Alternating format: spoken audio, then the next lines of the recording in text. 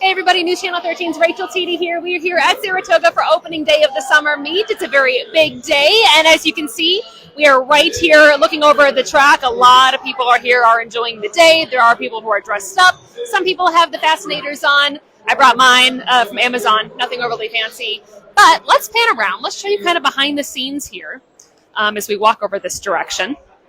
This is our setup here. We are outside the stretch, and right now Live at 4 is going on, so you can see Sabrina and Paul, and then Chris Honorado is filling in for Mark Mulholland today.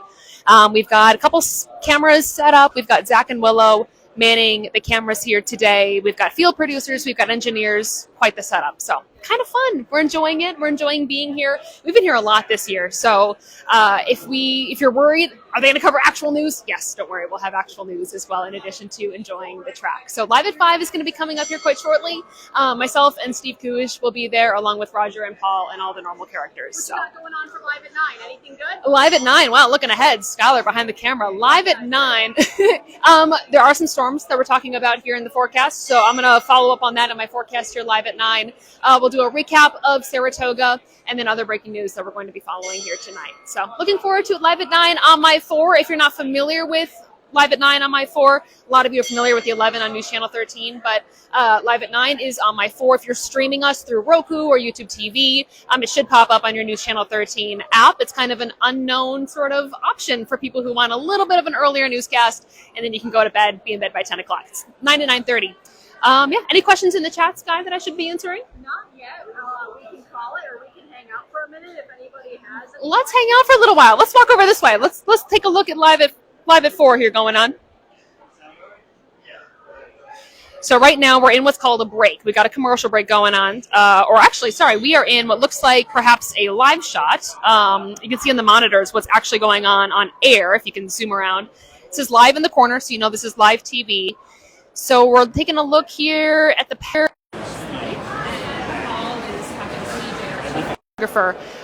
just logistics and things that need to be worked out. A lot of stuff happens in between packages, story packages, reporter packages, live shots, anything that needs to be tweaked.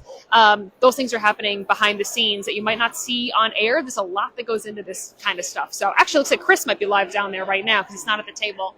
And that's something different we're doing right now. We're having the anchors sort of move around to different spots. So I'm going to be at the Jim Dandy later, maybe grab a live interview with any characters who are over there.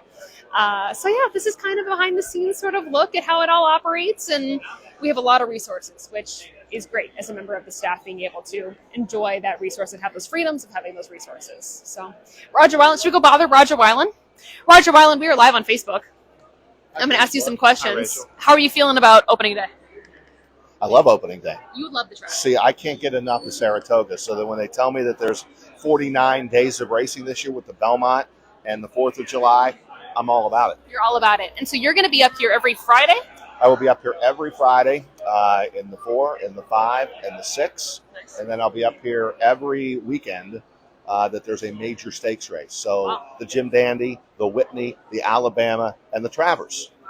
And I can plug my Travers special. Please plug the Travers special. It will be Friday night, August the 22nd, 7:30 to 8, right up here in Saratoga. And a lot of work goes into that. I don't think people realize how much work goes into these specials. And it's like a last-minute thing because sometimes you don't know until 2 weeks out exactly what the field looks like. I couldn't tell you right now who's running in the Travers. Right. But 2 weeks before, there's a mad dash to get trainer interviews and video of the horses and come up to the barns at 6 a.m. and get your show organized. So it's a last-minute thing, but we've been doing it for a very long time. And I don't know if people realize this. Roger doesn't have a producer. You're doing this yourself with Crystal. You guys are putting it together. You're writing the scripts. Crystal's shooting the video a lot of it and editing a lot of it. I mean, it's you guys doing the work. Yeah. I take a couple of early Saturday mornings and come in and stack the show, write the show, get whatever video that we need of those horses that have won other races because you want to have as much racing footage in your show as possible. And then some early morning trips to the barns. Yeah. I go with Tim Wilkin, like you did. Oh, it was so fun last year. To the barns, right? To the barns. You guys did it was a great story. Thank you. It was a lot of fun. That was, and that is Tim's element. Yeah. So I hook up with him, sit in his golf cart, and he takes me around to the barns to wherever we need to go for the Travers. And Torpeda Anna's racing again, not in the Travers, but she's racing separately. She was in the Travers last year. Yeah, I believe it's the Alabama. Okay. Or maybe not, but she is going to race again up here, which is great. And that's Ken McPeak, the trainer, and they have a dog that hangs out the barn. Oh, I met the dog last year. Yeah. Very cute. And Tim feeds the dog a lot, and then Ken McPeak tells Tim, that's enough treats for the dog. Yeah, we saw that. Tim, so he was like, no more treats, please. And then Tim Wilkin last year, the package I'm talking about is on our website if you want to see it.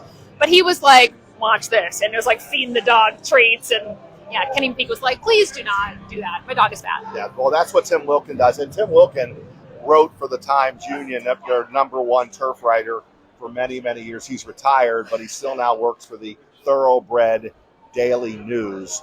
And he's here every day, and he writes stories every day on horse racing. Right. He's the guy. He knows everything. He does. He knows a lot, and he's helped me out a lot. I've learned a lot over the years, because when I first arrived in 1986, I had never been to a racetrack, didn't know the first thing about horse racing, and the first race I ever covered here was the Travers Stakes in 1986. Oh my gosh, pressure. And when I pulled in with a photographer here on Travers Saturday, I was like, are you kidding me? Because there's 40,000 people there. It's a lot. And I was overwhelmed, and I went to the press box, and I met John Preachy, who still works for us today and gives us a pick every night at 11 p.m. Yep. He said, can you please put me live, because I am talking about it. And he did. We've been friends ever since, but that was my first introduction to horse racing in Saratoga, and then I've got hooked. A lot of learning on the job. A lot of learning on the job, and as soon as you win a race, like I bet $4 and got over 100 back. Nice. And today? I said, no, not today. The first time I made a bet. Oh. Nice. And that's why I've turned into a guy who likes to bet races. Yes. I tried responsibly, but like, think about it. A $2 exacta box. Yep. You pick 2 horses. I bet $4 that day. It's the first time I've ever made a bet. And it was a long shot and a medium shot, and they won. And I boxed them so they can come in either order. Right. And I won well over $100. I'm like, this is easy. You're like, this is fun. I've given a lot of that money back, but that got me hooked right away. Yeah. Bet responsibly. Just that little plug there. But yes, you gave me a little 101 on betting. Gosh, a couple years ago now. Well, when you first arrived. When I first arrived, yeah, I bet like $10 maximum throughout the day, and I typically don't do well. And I have one goal for you, and this will happen. Mm-hmm. You will be, some year, you will be in my party van of 28 people mm-hmm. that will come to Saratoga. I've been doing it for 30 plus years now. You have. And 30 people come to my house on Travers morning, and we get into a Travers party bus. And it sounds a lot of fun. I crossed paths with your party bus last year. Yeah. Last year? 2 years ago? Something like that. I have not made it to the bus just yet. Yeah, well, that's my goal, is to get you in the bus. Okay. To enjoy a Travers Saturday with my crazy friends. Noted. All right. Well, Roger, thank you. What time are you live at 4? So I'll be on at 4:38 today, and I just talked to Chad Brown, who has won 4 straight training titles and 6 out of the last 7. Okay. So he'll be favored to win again this year. We talked to him about how many horses he's training right now, what his expectations are for the meet. And he has 2 horses in the Diana Stakes, the big stakes race Saturday this week, and he has won that race 9 times. 9 times. So wow, 9 times. Bet Chad Brown in the Diana on Saturday. Sounds good. Good advice. Thank you, Raj. You got it, Rachel. All right, who else can we bother? Who else is available? Let's see. They're in a commercial break right now. Are you in a break? We're on Facebook Live. Are you about to start? Any package? Storm potential. What do people need to know quickly here on Facebook Live? So Lake George off into Washington County right now. There's a storm. There's a couple in the Adirondacks we're watching.